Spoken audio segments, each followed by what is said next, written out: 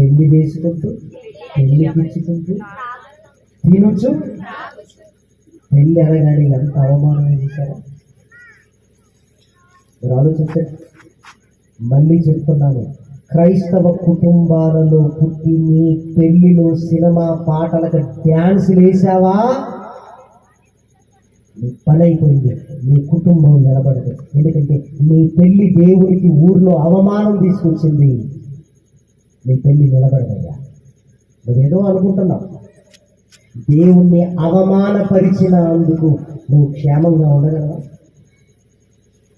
నోవాహు కాలంలో అదే జరిగిందండి. దేవుడు పెళ్లి కొంతమంది పెళ్లికి ఇచ్చుచు అంటే ఆ పెళ్లిళ్ళలో ఎంత పాపము జరిగి ఉంటే దేవుడికి కోపం వచ్చింది. మొన్న ఒక పెళ్లి జరిగింది హైదరాబాద్.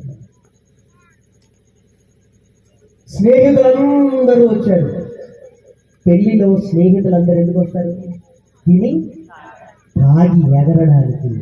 పెళ్లి కుమారుని కూడా తీసుకుని వెళ్ళి ఏం చేస్తున్నారు? డాన్స్ వేస్తున్నారు. ఆ పెళ్లి కుమారుడు పేరు తెలుసా? శామ్యూయల్. పెళ్లి కుమారుడు సిగ్గుండాలి కదా. సమూయేలు ఎలాంటి వాడు అలాంటి పేరు పెట్టుకుని సినిమా పాటలకు రోడ్ల మీద దొర్లుతూ డ్యాన్స్ వేసుకుంటూ నీ దేవుణ్ణి అవమానపరిచాడు అయ్యా. ఆలోచించండి. మన ఒక పెళ్లి చూపులు జరిగింది. కండిషన్ ఏం పెట్టారో తెలుసా? అమ్మాయి వాళ్ళు డీజే లేదు, డ్యాన్స్ లేదు. డీజే లేకపోతే డ్యాన్స్ లేకపోతే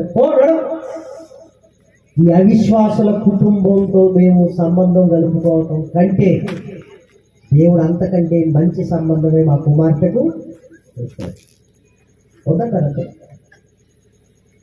ఆశ్చర్యపోయారు. అయ్యో పిల్లగాడికి ఉద్యోగం ఉంది, ఆస్తులు ఉన్నాయి, ఇంకా డీజే కొరకు సంబంధాన్ని పోగొట్టుకుంటారు. డీజే పెడితే 4 పాటలు డ్యాన్స్ వేసుకుంటారు కదా అనుకున్నారు. 4 పాటలు డ్యాన్స్ ఎందుకు ఈ నరకంలో బాగా? దేవుడికి విలువనివ్వని కుటుంబాలతో మాకు సంబంధమే అవసరం లేదు. సరిగ్గా 3 నెలలు తిరిగింది. క్రైస్తవ కుటుంబంతో వివాహ బంధం కుదిరింది. చక్కగా ఉంది ఆ కుటుంబం, చక్కగా ఉంది ఆ కుటుంబం. దేవుణ్ణి అవమానపరచడానికి నీకు ఎన్ని గుండెలు, ఆలోచించు. నోవాహు కాలంలో జరిగినదే. పెళ్లికి ఇచ్చుచు పెళ్లి దేవుడికి ఎందుకు కోపం వచ్చిందో తెలుసా?